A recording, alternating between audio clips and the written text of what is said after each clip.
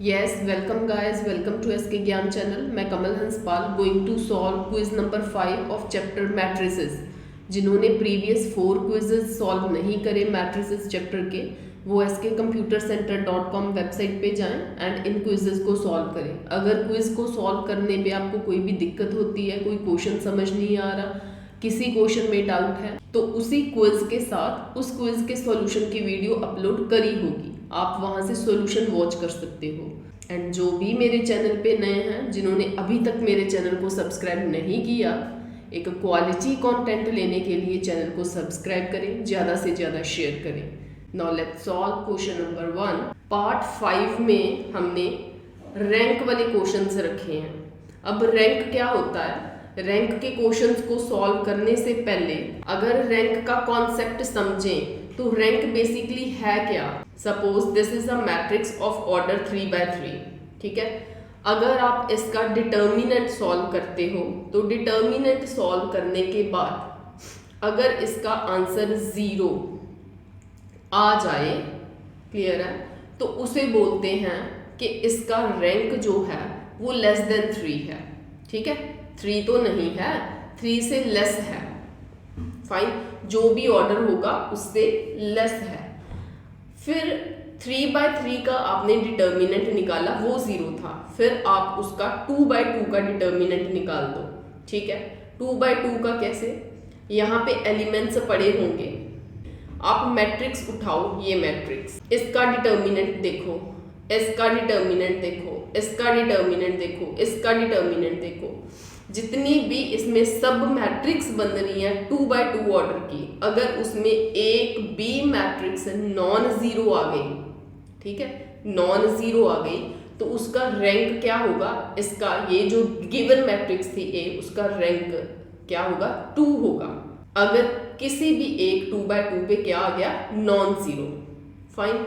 अगर सारे के सारे 0 आ गए, तब इसका जो रैंक है वो 2 भी नहीं होगा, क्लियर है, वो 2 से कम होगा। अब 2 से कम क्या है? इसको देखो, 2 से कम क्या होगा? 2 के लिए आपने ये एलिमेंट्स उठाए थे ऐसे, 1 के लिए आप क्या उठाओगे? इसे, ठीक है। तो अगर तो ये नल मैट्रिक्स होती, मतलब 0 होता हर कहीं पे, तो इसका रैंक 0 आना था, लेकिन यहाँ पे तो एलिमेंट कोई ना कोई प्रेजेंट होगा। अगर ये नल मैट्रिक्स नहीं है तो इसका रैंक क्या रहेगा? 1। रैंक को R से डिनोट करते हैं, एक चीज ये। दूसरी चीज, जैसे यहाँ पे 3x3 मैट्रिक्स दी हुई है, 3x3 से अलावा, मतलब स्क्वायर मैट्रिक्स के अलावा ये रेक्टेंगुलर मैट्रिक्स भी हो सकती है। इस क्वेश्चन में मेरे पास रेक्टेंगुलर मैट्रिक्स है, तो रेक्टेंगुलर मैट्रिक्स में भी समझो क्या है। अगर सपोज करो इसके रोज जो हैं, रोज कितनी है इसकी? 3 रोज हैं, 4 कॉलम्स हैं, तो इसका जो रैंक है ना, जहाँ तो 3 होगा, अगर 3 नहीं है तो 3 से लेस होगा, ठीक है। जहाँ 3 होगा, जहाँ 3 से लेस होगा, उसे कैसे लिखते हैं? ऐसे लिखते हैं, मतलब इन दोनों में से जो भी जना छोटा होगा, रैंक उसके इक्वल होगा जहाँ उससे एक कम होगा, रैंक उसके इक्वल होगा जहाँ उससे कम होगा, फाइन। इसका रीजन क्या रहता है? क्योंकि 3x4 की है, तो आप इसका डिटर्मिनेंट निकालोगे ना, ठीक है, इसका डिटर्मिनेंट निकालोगे। ये क्या है? 3x3, तो रैंक जहाँ तो 3 हो सकता है, जहाँ उससे कम हो सकता है, जहाँ इसका निकाल सकते हो। ये भी क्या है? 3x3। तो यहाँ से क्या समझ लगी कि अगर तो आपके पास कोई भी मैट्रिक्स है, जैसे m×n ऑर्डर की है, उसमें से जो भी छोटा होगा, कौन छोटा है? अगर m छोटा है तो उसका रैंक जहाँ तो m होगा उस मैट्रिक्स का, ठीक है, तो जहाँ m से कम होगा, फाइन। रैंक को R सिंबल से डिनोट करते हैं। If A is equal to aij m×n, ये ऑर्डर शो कर रहा है, is a matrix of rank R, कहता है इसका रैंक R है, then R is equal to minimum of m×n, is equal to का साइन होगा लेस देन, रैंक जो है वो छोटा है mn के मिनिमम से, जब rank less than equal to minimum of mn, none of these. कौन सी ऑप्शन सही रहेगी? एग्जाम्पल ले लो 3x4, इन दोनों में से मिनिमम कौन है? 3। पहली ऑप्शन का मतलब है कि उसका रैंक 3 होगा, नहीं, 3 हो भी सकता है, 3 से कम भी हो सकता है, तो ये ऑप्शन तो नहीं रहेगी, ये भी नहीं रहेगी, क्योंकि ये सिर्फ लेस देन को शो कर रहा है। 3 भी हो सकता है, 3 से कम भी हो सकता है, so that's why C option. Question number 2, if IN is identity matrix of order n, order n की आइडेंटिटी मैट्रिक्स है, आप सपोज कर लो ऑर्डर 3 की, मतलब 3x3 की स्क्वायर मैट्रिक्स है, तो जैसे यहाँ पे एलिमेंट्स हो, आइडेंटिटी मैट्रिक्स है, तो यहाँ पे डायगोनल्स पे 1 होंगे, यहाँ पे जीरोज होंगी, ठीक है। If IN is identity matrix, इसे मैं I3 बोल सकती हूँ, ऑफ ऑर्डर n, मतलब of order 3, then rank of IN is, इसका रैंक क्या होगा, इसका डिटर्मिनेंट निकालो आप। इसका डिटर्मिनेंट पता क्या होगा, डिटर्मिनेंट निकालने का डायरेक्ट मेथड यहाँ पे क्या है, डायगोनल्स को मल्टीप्लाई कर दो आप। नॉन जीरो है, जीरो के इक्वल नहीं है, तो कहने का मतलब जो रैंक है, रैंक किसका, I3 मैट्रिक्स का, अगर 0 के इक्वल नहीं है तो उसका रैंक 3 है, अगर 0 के इक्वल होता तो उसका रैंक 3 या 3 से कम होना था। तो इस एग्जाम्पल में 3 है, इस एग्जाम्पल में n है, तो उसका रैंक क्या होगा, n होगा। Question number 3, the rank of a null matrix, null matrix का रैंक क्या होगा, 0। यहाँ पे जीरोज पड़ी हैं, ठीक है, ये जीरोज हैं, ये नल मैट्रिक्स है, 4x4 की ले सकते हो, 2x2 की ले सकते हो, तो नल मैट्रिक्स का रैंक क्या होगा, 3x3 की मैंने ली है, 3x3 का डिटर्मिनेंट क्या है, 3x3 का डिटर्मिनेंट क्या है, 0। 2x2 का ले लो, 2x2 का डिटर्मिनेंट क्या है, 2x2 का भी 0। सिर्फ एक सिंगल एलिमेंट ले लो, वो भी खुद क्या है, 0, तो उसका रैंक भी क्या हो गया, 0। Question number 4, if A is non singular matrix, अब नॉन सिंगुलर मैट्रिक्स किसे बोलते हैं, जिसका डिटर्मिनेंट 0 के इक्वल नहीं होता। देन रैंक ऑफ A, तो A का रैंक क्या होगा, अगर जितने भी ऑर्डर की मैट्रिक्स दी है, अगर उसका डिटर्मिनेंट 0 नहीं है तो वही उसका रैंक कहलाया जाता है, ठीक है, तो उसका रैंक क्या होगा, n होगा। Question number 5, if A is a matrix such that there exist a square sub matrix of order R, हमारे पास एक मैट्रिक्स है such that there exist a square sub matrix, ये जो मैट्रिक्स है इसके अंदर एक उन्होंने स्क्वायर सब मैट्रिक्स ले लिया, उस स्क्वायर सब मैट्रिक्स का ऑर्डर जो है वो R है, which is a non singular, मतलब ये जो मैट्रिक्स थी ये नॉन सिंगुलर थी, ऑर्डर जो वो है वो R है, अगर ऑर्डर R है मतलब इसका रैंक भी R है, क्योंकि नॉन सिंगुलर है ना। And every square sub matrix of order R+1, तो इसी मैट्रिक्स की सब मैट्रिक्स हैं, इस मैट्रिक्स से बड़ी मैट्रिक्स ली होंगी, उनका जो ऑर्डर है, every square sub matrix of order R+1 और मोर इज सिंगुलर, वो सिंगुलर है, मतलब R+1 ऑर्डर की जो मैट्रिक्स है ना, मतलब इससे बड़ी वाली जो मैट्रिक्स है ना, वो सिंगुलर होंगी, ठीक है। देन सिंगुलर मतलब उनका डिटर्मिनेंट 0 होगा, ठीक है, अगर उसका डिटर्मिनेंट 0 है तो पक्की बात है कि रैंक ऑफ A R+1 तो नहीं है, क्योंकि R+1 के लिए तो सिंगुलर था ना, सिंगुलर मतलब डिटर्मिनेंट 0 था ना, अगर डिटर्मिनेंट 0 है तो उसका ऑर्डर R+1 तो रहने नहीं वाला, रैंक R+1 रहने तो नहीं वाला, तो ये नहीं है।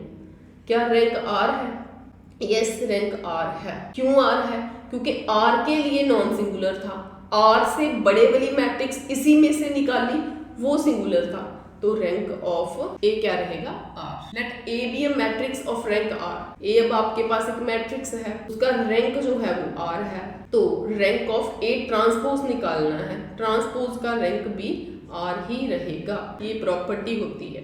Question number 7, let A ij m into n be a matrix such that A ij is equal to 1 for all ij's, मतलब जितने भी इस मैट्रिक्स में m इंटू n की है, जितने भी एलिमेंट्स हैं सब एलिमेंट्स पे 1 पड़ा हुआ है, जितने भी हैं, ठीक है, 1 पड़ा हुआ है। देन कहता है उसका रैंक क्या होगा, उसका रैंक 1 होगा। वो क्यों, आप ऐसे करो, इन दोनों में से मिनिमम उठाया, पहले आपने मिनिमम उठा लिया, ठीक है। इस एग्जांपल में मैंने ली है 3/4, फाइन, मैंने 3/4 ले ली, तो इन दोनों का मिनिमम मतलब 3 का उठाना, मुझे 3 का उठाना, तो मैं इतना उठाती हूँ। अगर इतना उठाते इसका डिटर्मिनेंट निकाल के देख लो 0 आएगा, क्लियर है। फिर उससे कम वाली एक छोटी निकाली, उसका डिटर्मिनेंट भी 0 आएगा। फिर उससे छोटी वाली निकाली, उससे छोटी वाली ये, वहाँ पे तो 1 बच गया, तो इसका रैंक क्या होगा, इसका रैंक 1 होगा। 1 बचा इसलिए उसका रैंक 1 नहीं है। अगर 2 बचता वहां पे रैंक 2 मत लिख देना, वहां पे रैंक 2 मत लिख देना। रैंक 1 का मतलब है कि उस मैट्रिक्स में एक एलिमेंट बचा, मतलब एक एलिमेंट बच गया, ऐसे उसका डिटर्मिनेंट क्या होगा, 2 ही होगा। सो दैट्स वाई एक एलिमेंट बच गया, सो दैट्स वाई रैंक क्या है 1। Question number 8, if A is non zero column matrix of order m into n। आपके पास A एक मैट्रिक्स है, उसका ऑर्डर m इंटू n है। B एक नॉन जीरो रो मैट्रिक्स है, उसका ऑर्डर 1 इंटू n है। Then rank of A B, इसका क्या होता है, इन दोनों का मिनिमम। अब इन दोनों के मिनिमम में कौन है, 1 है। So that's why C option is right option. If A and B are two matrices such that rank of A m, A का रैंक m है, rank of B as n, B का rank n है, तो rank of A B निकालना आपने। तो first option में कह रहे हैं rank of A B less than equal to M N. जो उनके आंसर्स हैं उनको मल्टीप्लाई नहीं करना, ठीक है। जो रैंक ऑफ ए है, रैंक ऑफ ए कौन है, m, ठीक है। रैंक ऑफ बी है n, उनका मिनिमम देखना है, ठीक है। मिनिमम हो सकता है उसका जब उससे लेस हो रहा है। So D option is right option. यहाँ पे सिर्फ रैंक बी के साथ कंपैरिजन करा है, यहाँ पे ए के साथ, यहाँ पे रैंक्स की मल्टीप्लाई करी है। रैंक्स की मल्टीप्लाई नहीं करनी, वो जो रैंक्स हैं उनमें से मिनिमम देखना है। Question number 10, A is an invertible matrix. अगर इनवर्टिबल मैट्रिक्स है मतलब ए इनवर्स एग्जिस्ट करता है। माइंड में एक चीज सोचो, अगर ए इनवर्स एग्जिस्ट करता है तो ए इनवर्स को ए बी के साथ मल्टीप्लाई करते हो तो वहां से बी मैट्रिक्स बनती है। तो मैं पहले रैंक ऑफ बी निकालती हूँ। रैंक ऑफ बी कैसे निकलेगा, रैंक ऑफ, रैंक की जगह पे मैंने रैंक ही लिखा, ठीक है। तो बी कैसे बना, बी मैट्रिक्स कैसे बनी, बी मैट्रिक्स जो है वो A inverse into A B से बनी, fine, which is equal to, एक प्रॉपर्टी होती है यहाँ पे। अब दो जनों का प्रोडक्ट है, वो कौन कौन है, एक है ए इनवर्स, एक है ए बी, ठीक है। दो जनों का प्रोडक्ट है, which will be less than equal to, ये लेस देन इक्वल टू किसके होगा, ये less than equal to A B, ठीक है। यहाँ पे दो जनों की प्रोडक्ट है, दो जने कौन है, एक है ए बी, एक है ए इनवर्स, फाइन। तो रैंक इस पूरी चीज का किसके इक्वल होगा, ठीक है, ए बी के इक्वल। ये एक प्रॉपर्टी होती है। Rank of P Q matrix है जैसे, उसका रैंक लेस देन होगा रैंक ऑफ क्यू के, ठीक है। तो rank of B less than equal to, ठीक है, रैंक ऑफ ए बी। एक और बात होती है, रैंक ऑफ बी जो है वो बड़ा नहीं होता रैंक ऑफ ए बी से, by this property. Rank of Q बड़ा है रैंक ऑफ पी क्यू से, तो यहाँ पे इसको बस इस साइड लिखा मैंने कि रैंक ऑफ ए बी, ठीक है, ऐसे करके लिखा, बस इनकी पोजीशन ही चेंज करी है, बाकी सारा कुछ सेम है। जब ऐसे होता है कि दो कंडीशंस हों, जैसे यहाँ पे रैंक बी है, यहाँ पे रैंक बी है, यहाँ पे रैंक ए बी है, यहाँ पे रैंक ए बी है, एक बार रैंक ए बी लेस है, लेस देन इक्वल टू है, एक बार रैंक ए बी, एक बार रैंक बी जो है वो छोटा है, एक बार रैंक बी जो है वो बड़ा है। तो इस इक्वेशन एंड इस इक्वेशन को इक्वेट करो, रैंक ऑफ बी, दोनों जो टर्म्स हैं वो इक्वल हो जाती हैं rank of A B. So A option is the right option.